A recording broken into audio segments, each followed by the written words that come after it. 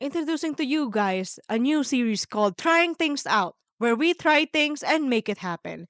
Basically, we try different recipes online or different hobbies as a complete beginner to see if we're able to follow through and if it's truly legit and easy to follow.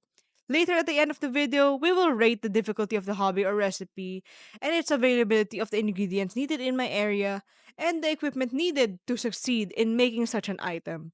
Take note that these are all in my opinion, so please do not take this part too seriously. Well then, let's get on with the video. In today's video, we'll be turning bananas into banana cake with the help of John from Preppy Kitchen. His YouTube channel and video link down below. Hey, I'm John Cannell, and today on Preppy Kitchen we're making a fluffy, flavorful banana cake. So let's get started. 4 to 5 ripe bananas. 5 mashed bananas. Mash, mash, mash. For a little contrast and acidity, I'm adding a tablespoon of lemon juice and half a cup of room temperature or warm milk. Give that a mix so it's nice and combined, and now set aside and get those dry ingredients together. Well, I don't have any lemon juice, so half a cup of milk, 3.5 cups or 420 grams of all-purpose flour, 420 grams of all-purpose flour, and a little more. Oops. see, allspice, cardamom, mace, nutmeg, anything you like, just add the right amounts. So go for 1/4 to 1/2 teaspoon. Well, spoiler alert, I don't have any. To puff things up, I'm using 1 1/4 teaspoons of baking soda. 1/4 teaspoon of baking soda, I'm also adding in 1 teaspoon of salt. 1 teaspoon of salt. Get all those dry ingredients really well mixed. You Mix, mix, mix.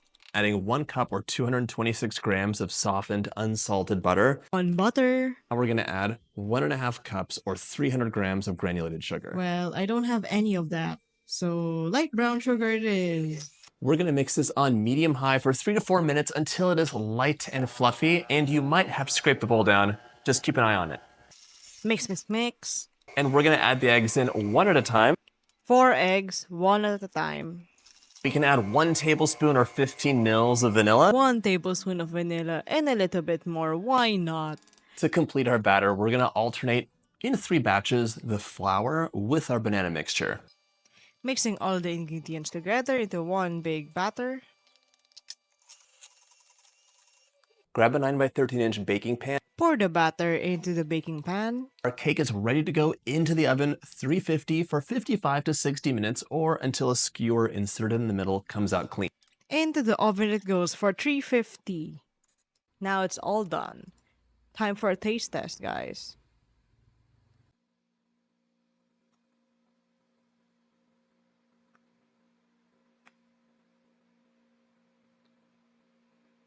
Rating it out, 8 out of 10. Nice. Alright, it is now time to rate how difficult it is to make the banana cake according to the video. Please take note that again, these are all in my opinion and not to be taken seriously. Rating scale is 1 being the lowest and 5 being the highest. For the first category, we have the difficulty scale where I judge on how easy it is to follow through John's video. I rated out 2 out of 5 since John spoke so clearly, and there are also captions available if ever needed. And John also provided a recipe link down in his video description. In summary, the video is very concise and straight to the point, and there are also pointers if needed. Now, on to the second category, we have the availability. I rate it at 3 out of 5 since most of the ingredients such as flour, spices, and lemons are not available at hand. So I have to buy them from the supermarket or from the grocery store, which is expected. So for the equipment, I am just happy that I do have a hand mixer available. But for experienced bakers and hobby bakers, they should have the ingredients and equipment available to them. For the third category, we have time and effort. I rate it at 2 out of 5 since it is fairly easy and not so taxing. It took me approximately 2 hours including the cooking time since, I just fumble a lot and all. And lastly, we have if it is worth it. I rate it at 4 out of 5 since for me, despite not having the complete ingredients needed, it tasted like a banana cake and very delicious too, I might add.